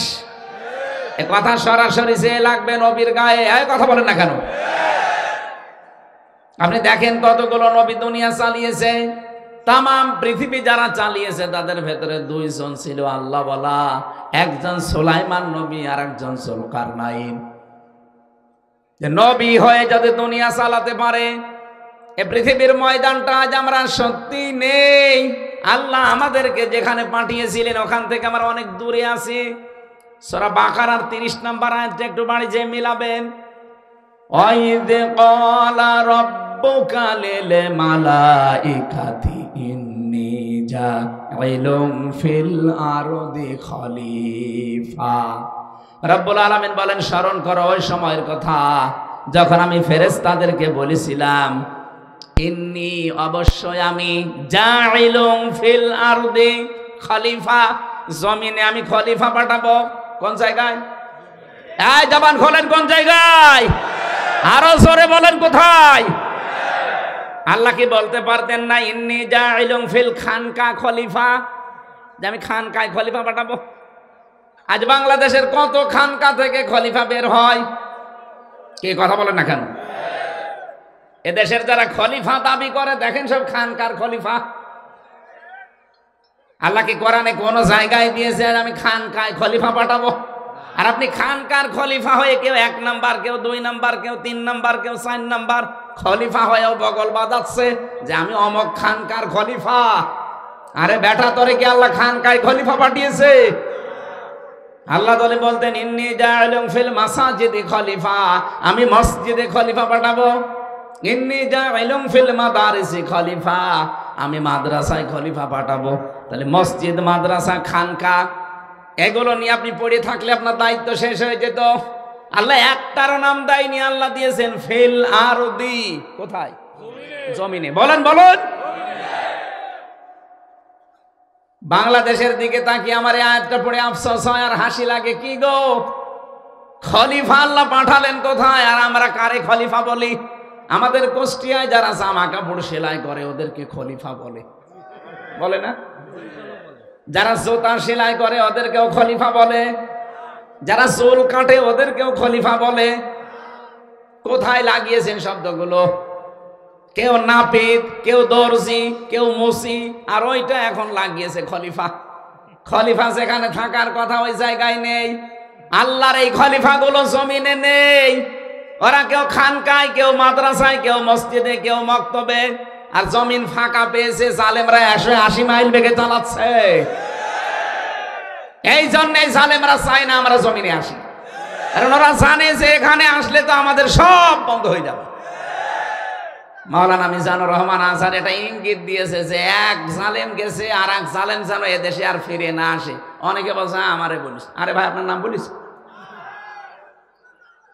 আপনি কোন কারণে নিজের গায়ে নিয়ে নেবেন? ভয় দেখান যে কোরআনের আইন যদি কায়েম হয় তাহলে কিন্তু হাত কেটে ফেলবে। আরে ভাই, আপনি যদি চুরি না করেন আপনি তো হাত কাটবে না, তার মানে আপনার চুরি করার অভ্যাস ছিল, আবার ওইটা চালু করবেন। এই জন্য আপনি মানুষকে উল্টা পাল্টা বোঝান যে চুরি করার আইন খুব কঠিন, হাত কেটে দেবে। চাঁদাবাজি করার আইন খুব কঠিন, পা কেটে দেবে বিপরীত দিক থেকে। চাঁদাবাজের আইন এইটা না? যারা চাঁদাবাজি করে, যারা ডাকাতি করে, ছিনতাই করে, যদি ধরা পড়ে ওদের 1 হাত আর 1 পা কেটে দেওয়ার নিয়ম। ওরা মানুষকে এখন ভয় দেখাচ্ছে। যদি কোরআন এই দেশে এসে যায়, হাত কিন্তু থাকবে না, পা থাকবে না, তার মানে ওর ওই স্বভাব আছে। আল্লাহ বলেন আমি জমিনে খলিফা পাঠালাম, আমরা কেউ জমিনে নেই। জমিন দেখলে আমাদের ভয় লাগে। আর জমিন ফাঁকা পেয়েছে, জালেমরা 180 মাইল বেগে চালাচ্ছে। এই জমিন ফাঁকা রাখতে দেবেন?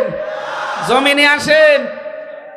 কারণ আল্লাহর ইচ্ছা কি ছিল আল্লাহ কিন্তু প্রথমে বলেন নাই, ক্বালা ইন্নী আ'লামু মা লা তা'লামুন। ফেরেশতারা আমি যা জানি তোমরা কিন্তু জানো না। কি জানেন আল্লাহ? ওটা এখনো বলেননি, ওটা পরবর্তীতে জানিয়েছেন যে আমার ইচ্ছা জমিনে আমি ন্যায় বিচার কায়েম করতে চাই। আল্লাহর ইচ্ছা যে এইটা, আমি এর আগে কোন জায়গায় এসেছিলাম পাশে, ওই জায়গায় আমি ইয়দিলু হুয়া আকরাবু লিত্তাকওয়া আয়াতের ব্যাখ্যায় হালকা টাচ দিয়েছিলাম যে আপনি আল্লাহওয়ালা হতে চান, নেককার হতে চান, পরহেজগার দাবি করেন, তাকওয়াবান মনে করেন আমি তাকওয়া অর্জন করে ফেলেছি। আরে তাকওয়া তো ওইটা যে লোকটা ন্যায় বিচার কায়েম করতে পারে। তা আপনি জীবনের কোন জায়গায় ন্যায় বিচার কায়েম করেছেন বলেন? আপনার ব্যক্তিগত জীবনে ন্যায় বিচার আছে? পরিবারে আছে, সমাজে আছে, রাষ্ট্রে আছে, আদালতে আছে? নেই, কোথাও নেই। আপনার কিসের তাকওয়া? ইউদিলু, ন্যায় বিচার কায়েম করো, হুয়া আকরাবু লিত্তাকওয়া, এটা তাকওয়ার নিকটবর্তী পন্থা। আত্তাকুল্লাহ, আমি আল্লাহকে ভয় করো। ইন্নাল্লাহা খাবীরুম বিমা তা'মালুন, তোমরা যা করো সব জানেন কে? আমি যেটা বোঝাতে চেয়েছি আয়াত দিয়ে আমি ইঙ্গিত দিলাম, বুঝেছেন হয়তো। আমরা আজ জমিনে নেই, জমিন ফাঁকা পেয়েছে জালেমরা, মন মতো চালাচ্ছে। এই 54 বছর চালিয়েছে, আবারও অনেকে চালাতে চায় না। আর জমিন মন মতো চালাতে দেওয়া হবে না। এ জমিন এখন থেকে চলবে শাহাদতের রক্ত যেখানে পড়েছে, শহীদদের মন মতো চলবে। কথা বলেন।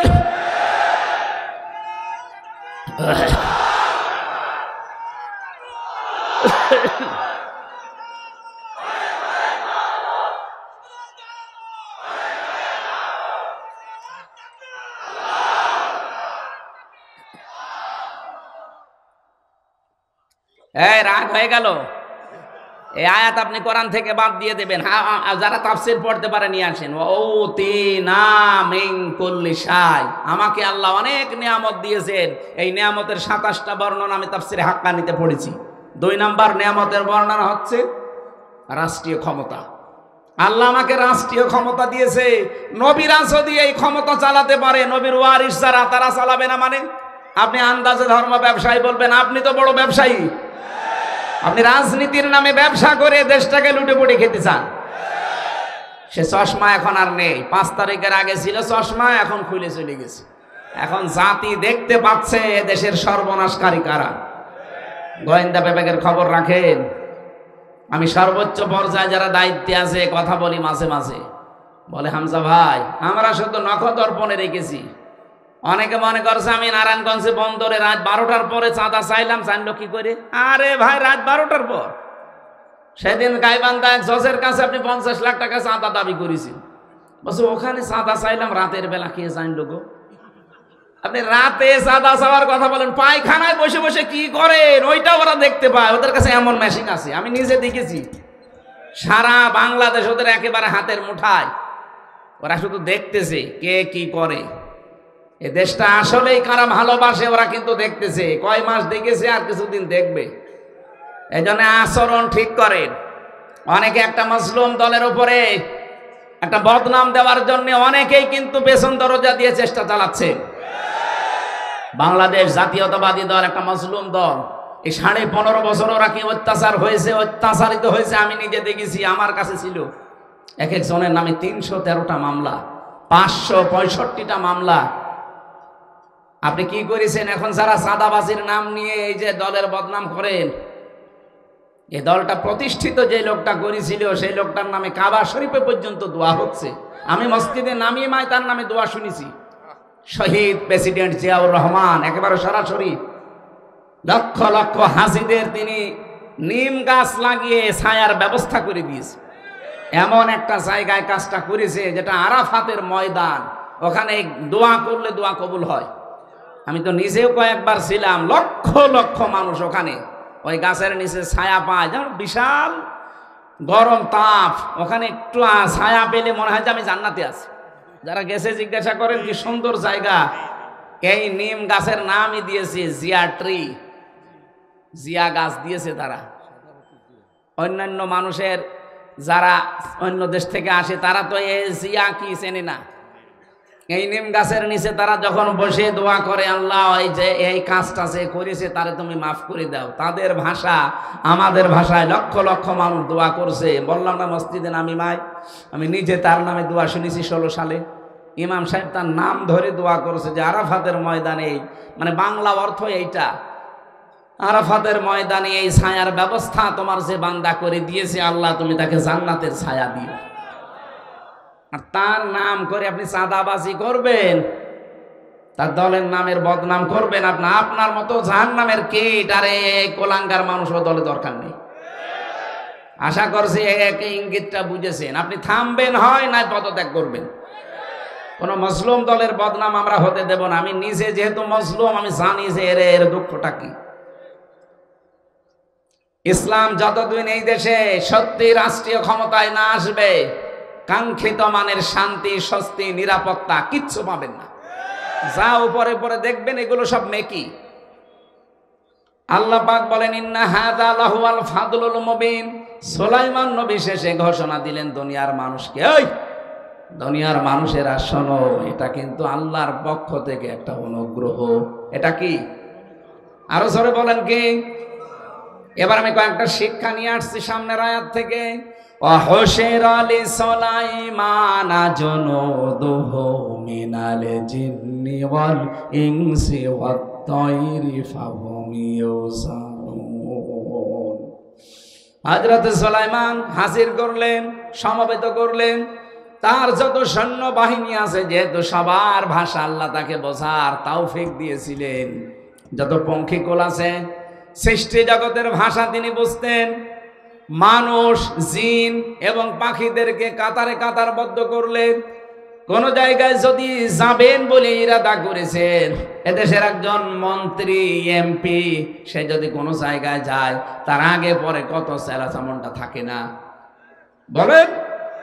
আর উনি তো তামাম দুনিয়ার বাদশাহ। উনি যাচ্ছেন যখনই দিন বাহিনী সামনে নিয়ে, মানুষের বাহিনী একটা, জিনদের বাহিনী একটা, পশু পাখির বাহিনী একটা, সারিবদ্ধ হয়ে নিয়ে যাচ্ছেন। হাত্তা ইদা তাও আলা ওয়াদিন নামলি ক্বালাত নামলাতু ইয়া আইয়ুহান নামলু দুখুলু মাসাকিনাকুম লা ইয়াহতিমান্নাকুম সুলাইমানু ওয়া হুম লা ইয়াশউরুন। একটু তাকান এদিকে। হযরত সুলাইমান যখন বহর নিয়ে বের হলেন, তিনি একটা রাস্তার পাশ দিয়ে যাবার সময় দেখলেন রাস্তার পাশে পিপিলিকা, এই যে সূরার নাম যেটা পিপিলিকা সূরা, পিঁপড়া, একটা কালো মাথা মোটা পিঁপড়া তিনি লক্ষ্য করলেন এই সিংহাসন থেকে। এই পিঁপড়াটা তার যাদের আশপাশে আছে তার অনুগত জাতিকে ডাক দিয়ে বলছে, এ পিপিলিকারা, সুলাইমান আসতেছে দলবল নিয়ে, অসতর্কতা বশত হয়তো পিষে ফেলতে পারে, তাড়াতাড়ি তোমরা ঘরে প্রবেশ করো। এখান থেকে মুফাসসিরিন ইকরাম শিক্ষা বের করেছেন, এই যারা নেতৃত্ব দেবে জাতির, এই মানুষগুলোকে জাতিকে মাঝে মাঝে সতর্ক করা লাগবে। আর আমাদেরকে আপনারা কি করেন? এদেশের যারাই নেতৃত্ব দিলে এই 54 বছর জাতিকে সেখানে সতর্ক করা তো দূরের কথা, জাতিকে আরো ধ্বংস করার জন্য ঠেলে দেয়। আপনি দেখেন তারাই রাজনীতি করে, যারাই নেতা হয়, সবগুলোর আকীদা কাজ কারবার আমরা একই দেখি। এরা শুধু নিজের আখের গোছানোর চিন্তায় থাকে। একবার এমপি হয়ে যেতে পারলে সারা জীবন আর কিচ্ছু করা লাগে না, এমনকি 14 বংশ আর কিছু করা লাগে না, এমন মানুষ দেশে ছিল না বলেন। আর আপনারা আন্দাজে দোষ দেন আমাদের উপরে। মাওলানা মতিউর রহমান নিজামের দিকে তাকান, এমপি ছিল, মন্ত্রী ছিল, এখনো পর্যন্ত পরশুদিন ছিলাম তার বাড়িতে, উপরে টিন, নিচে চাটাইয়ের বেড়া, আর একদিকে সামনে মাটির দেওয়াল। বাংলাদেশে একটা মন্ত্রী এখন দেখান তো, এই 15.5 বছর যারা মন্ত্রী ছিল, যে তার বাড়ি দেওয়াল মাটির, উপরে টিন দেখান। 5.5 বছরের ভেতরে 4 আনার দুর্নীতি খুঁজে পাওয়া যায়নি। আপনি আল্লাহর ওলি খোঁজার জন্য চলে যাচ্ছেন সেই চট্টগ্রামে। কিসের আল্লাহর ওলি? আল্লাহর ওলি তো এইটা যার কাছে কোটি কোটি টাকার পরও 4 আনা পয়সা দিকে হয় না। আল্লাহর অলি খুঁজতে যাবে। অর্থনীতির দিক থেকে সবচাইতে বড় অলি আমরা প্রমাণ পেয়ে গেছি, যাদের হাতে এত কোটি টাকা থাকার পরও এদিকে ওদিকে হয় না, এদের কাছে দেশ দিলেও এদিকে ওদিকে হবে না। আর আমরা যাদেরকে দিয়েছিলাম এমন মানুষ, এক একজনের 620টা বাড়ি। আর আল্লাহর আলী যাওয়ার সময় কি করেছে দেখেছেন?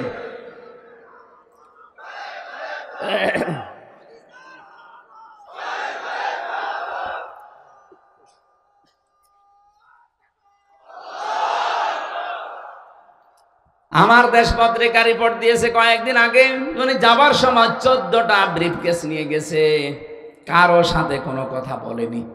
পাইলটকে বলছে ব্রিফকেস গুলো উঠেছে, বলে হ্যাঁ ম্যাডাম চলো। আপনার ব্রিফকেসের এত দরকার? আবার সারা জীবন মানুষকে মিথ্যা কথা বলতো যে আমার কিচ্ছু দরকার নেই, আমি নিজের জন্য কিছু করি নাই। তে ব্রিফকেসের ভেতরে কি ছাই ছিল, মাটি ছিল? ভণ্ডামি করার জায়গা পান না। ও জানে যে যা নিয়ে আসলাম কিয়ামত পর্যন্ত যদি হায়াত পাই, কিয়ামত পর্যন্ত থাকবো স্বামীর কাছে, যাওয়া লাগবে না ও দেশে আমার। এই চিন্তা ভাবনা করে ব্রিফকেস গুলো নিয়ে গেছে। আর তার জন্য এত মায়া কান্না আপনার, এমনকি কাওয়া কাকু কেউ বলে যায়নি, বলে গেছে।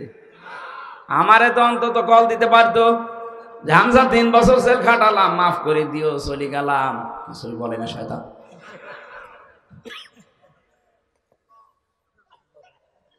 জাতির নেতৃত্ব যারা দেবে, জাতিকে এরা সতর্ক করবে, বাঁচাবে। দর্থে দরকার হয় ঢোকো, ওই দল আন্দাজে কিছু করে ফেলতে পারে, তোমাদের পিষে ফেলতে পারে অজ্ঞাত সারে।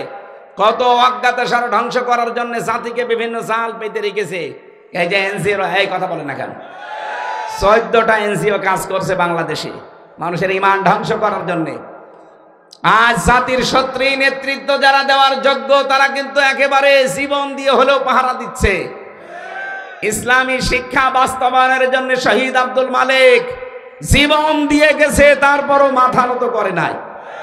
আপনি কি করেন? জাতিকে সতর্ক করার জন্য একটা ডাক দিতে পারেন না? আমরা তো 24 ঘন্টা এই ডাকের উপরে আছি।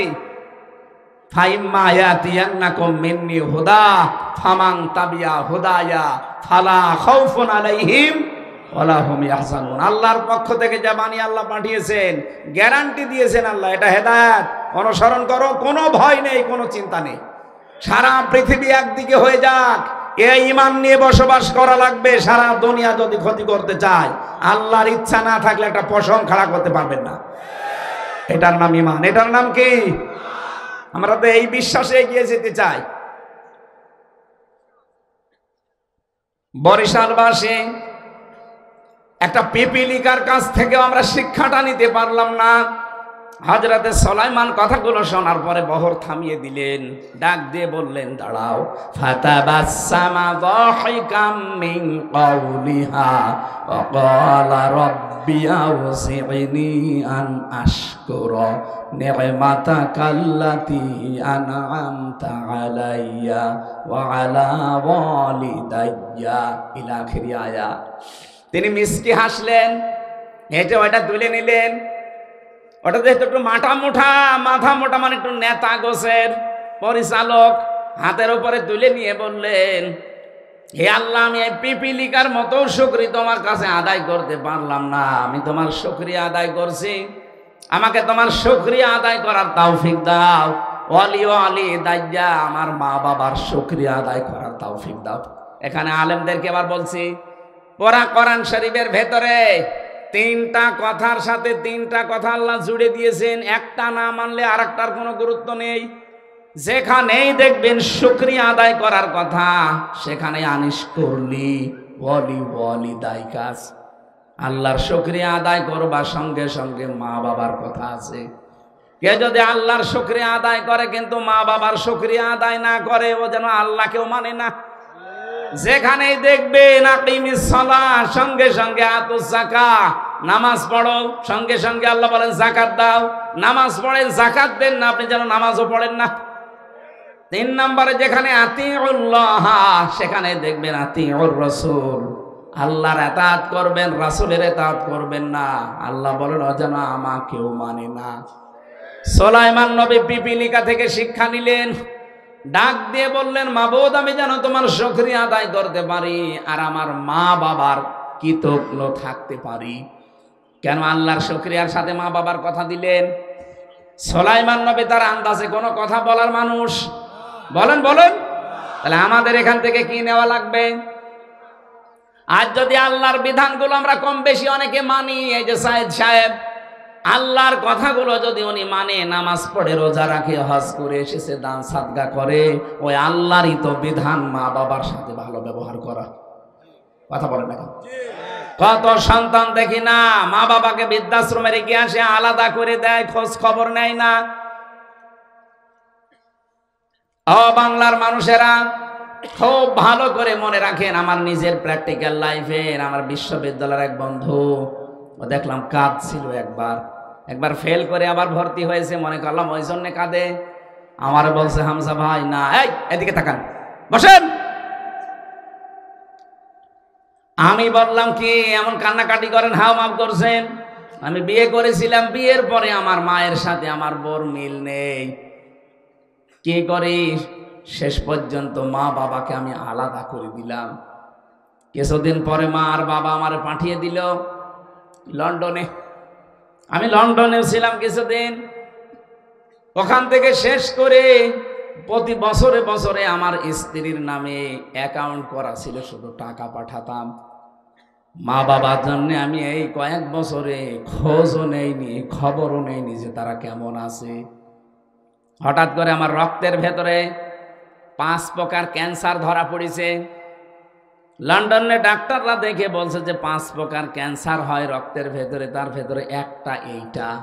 এটা হলে মানুষ আর বেশি দিন বাঁচে না, খুব বেশি হলেও 2-3 মাসের পরে তোমার রক্ত নষ্ট হয়ে যাবে। যা ভালো মন্দ খাবার খেয়ে নাও। চিন্তা করছে, মারা যখন যাব, দেখি যাদের জন্য সব কিছু করলাম, এই মানুষগুলো আমাকে কেমন ভালোবাসে। চিঠি লিখেছে শ্বশুর আর শাশুড়ির কাছে যে, আব্বা আম্মা আমি চলে আসতেছি, আমার শরীরে মারাত্মক অসুখ। লন্ডনের ডাক্তাররা বলেছে আমি নাকি 2-3 মাসের বেশি বাঁচবো না। এই জন্য আগামী মাসের প্রথম সপ্তাহ মঙ্গলবারে ঢাকায় আসতেছি, এয়ারপোর্টে আসবেন। স্ত্রীকে একই কথা লিখেছে। আর একটা চিঠি নিয়ে চিন্তা করে, আমার মা বাবা, তাদের তো কয়েক বছরে খোঁজও নেইনি, খবরও নেইনি। এখন যদি চিঠি লিখি, না জানি কি মনে করে, যা করে করবে। চিঠি লিখেছে, মার বাবা, কোনদিন আজ পর্যন্ত তোমাদের খোঁজ নিলাম না। আগামী মাসের প্রথম সপ্তাহে আমি লন্ডন থেকে বাড়ি আসতেছি, সুযোগ পেলে এয়ারপোর্টে আসবা। শরীর খারাপ এ কথা লেখে নাই। সবাই চিঠির জবাব দিচ্ছে একটা একটা করে, যে জিনিস আনতালে আনা লাগবে। শাশুড়ি আর শ্বশুর মিলে জবাব দিয়েছে, জামাই বাবাজি চলেই যখন আসতেছ, ঠিক আছে, আসার সময় এরকম কয়েকটা শার্টের পিস, প্যান্টের পিস, আর তোমার শাশুড়ির জন্য এরকম চাদর নিয়ে আসবা। স্ত্রী লিখেছে, আমার স্বামী, বান্ধবীদের স্বামীরা আসার সময় এই এই জিনিস নিয়ে আসে, তুমি যখন আসবা এরকম জিনিস কিছু নিয়ে আসবা। আমি লিস্ট করে দিলাম। চিঠি পড়ে আর কান্নাকাটি করে, আল্লাহ আমি কাদের জন্য কি করলাম। আমাদের শরীর খারাপ, একটা বারের জন্য জিজ্ঞাসা করে না আছে আমার শরীরটা কেমন আছে, শুধু জিনিস চাই। মা বাবা তো চিঠির জবাব দিল না, মনে হয় তারা আমারে মাফ করে নাই। তারা যদি চিঠির জবাব দিত, দেখতাম যে তারা এই চিঠির সাথে কেমন আচরণ করে।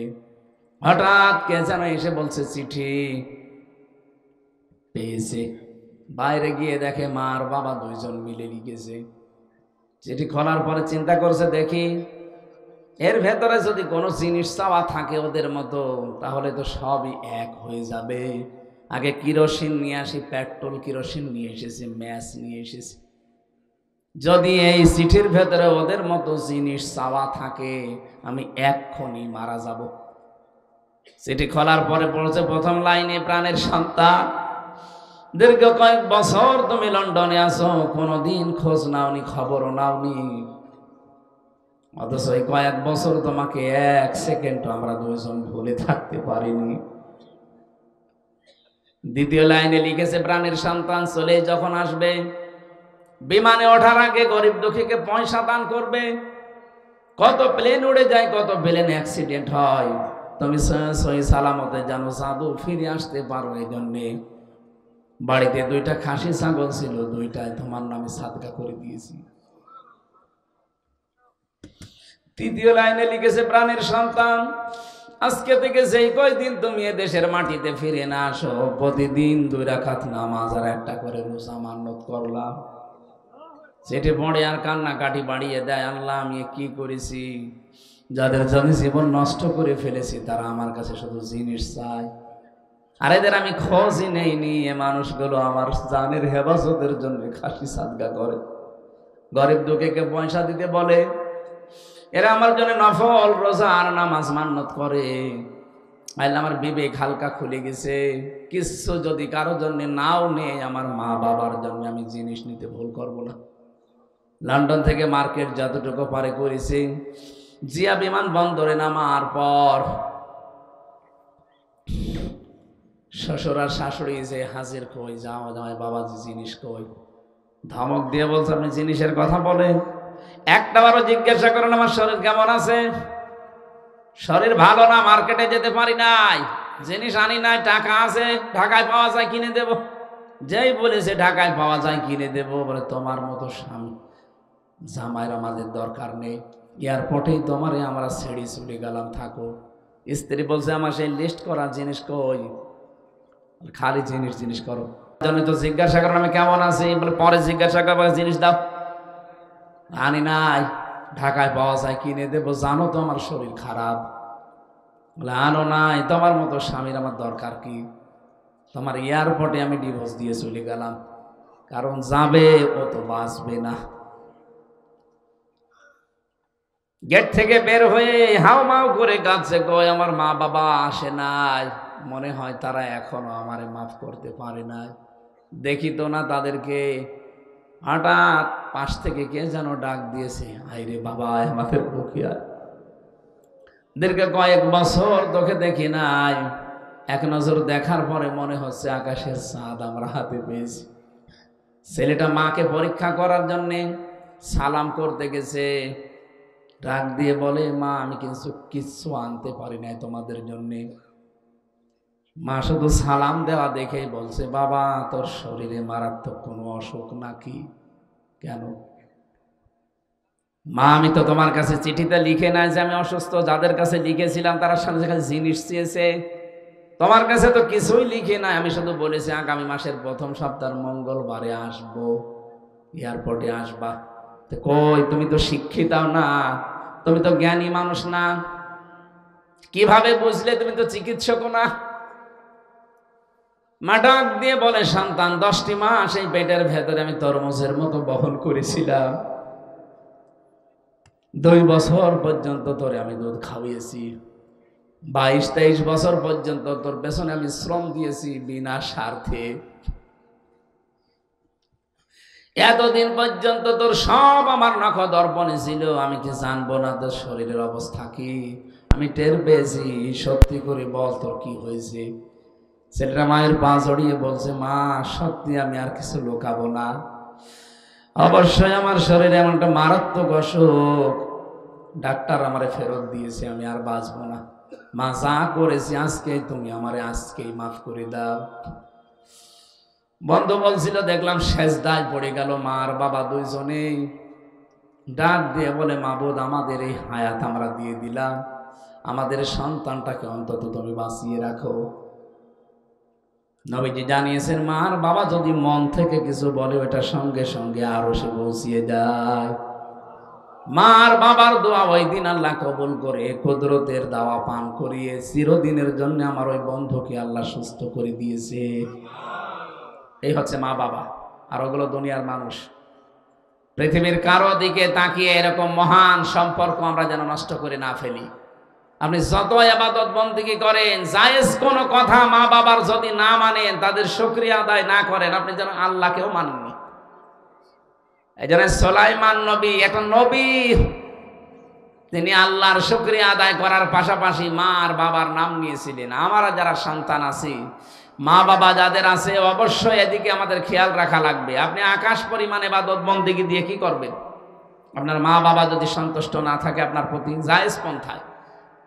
এরপরে তিনি বলেছিলেন তার দাহ, হে আল্লাহ আমি তোমার সন্তুষ্টি চাই। আল্লাহ রাব্বুল আলামিনকে সন্তুষ্ট করার জন্য আল্লাহ যে ইবাদত দিয়েছেন তার মাধ্যম, আমরা যেন তার ইবাদতের মাধ্যমে তাকে সন্তুষ্ট করতে পারি। ও বাংলার মুসলমানের এখান থেকে একটা শিক্ষা বের হয়, তার দহ। এই তার দহ শব্দের ব্যাখ্যায় আমি পড়েছি আল্লাহকে রাজি করার একটাই পদ্ধতি আছে, সেটা ইবাদত। কোন মানুষ যদি ইবাদত করতে চায় তার প্রথম শর্ত হচ্ছে তার ঈমান আনা লাগবে। কথা বলে না? ঈমান আনার আগে আর একটা শর্ত পূরণ করা লাগবে, সেটা হচ্ছে তাগুত বর্জন করা। এখানে আমরা বহু মানুষ বসে আছি, দেখতে মনে হচ্ছে যে অনেক ভালো মানুষ দেখতে মনে হচ্ছে, কিন্তু ঈমান এনেছি তাগুত ছেড়ে না দিয়ে। আপনি যদি তাগুত ছেড়ে না দিয়ে ঈমান আনেন আপনার ঈমান কিন্তু টিকবে না। ফামাই ইয়াকফুর বিত্তাগুতি ওয়া ইউমিন বিল্লাহ ফাকাদ ইসতামসাকা বিল উরওয়াতিল ওয়াসকা লা ইনফিসামা লাহা ওয়াল্লাহু সামিউন আলিম। হে নবী আপনি বলেন যারা ঈমান আনতে চায় তারা যেন তাগুত ছেড়ে দেয়। তাগুত ছেড়ে যদি কেউ ঈমানের দাবি করে, ও একটা এমন মজবুত রশি ধারণ করেছে যা কখনো ছিঁড়ে যাবে না। এই বাংলাদেশে যারা তাগুত ছেড়ে না দিয়ে ঈমান আনে, ওদের ঈমান টেকে না। এই কথা বললেন না? জাতীয় মসজিদের সাবেক ইমাম কি তাগুত ছেড়ে না দিয়ে ঈমান এনেছিল, ঈমান টিকাতে পারে নাই। আপনি কি মনে করছেন এত বড় দাড়ি থাকলে, বিশাল জুব্বা থাকলে, বড় পাগড়ি থাকলে বিশাল ইমানদার? এর চাইতে বড় দাড়ি ছিল আব্দুল্লাহ বিন উবাইয়ের। বলেন, তাগুত ছেড়ে না দিয়ে ঈমান আনলে আপনি টিকাতে পারবেন না। আর তাগুত ছেড়ে দিয়ে যারা ঈমান এনেছে দেখেন, ডক্টর শফিকুল ইসলাম মাসুদ, দেলাওয়ার হোসেন 56 দিন রিমান্ডে ছিল বাংলাদেশে, ইতিহাস পাল্টিয়ে দিয়েছে।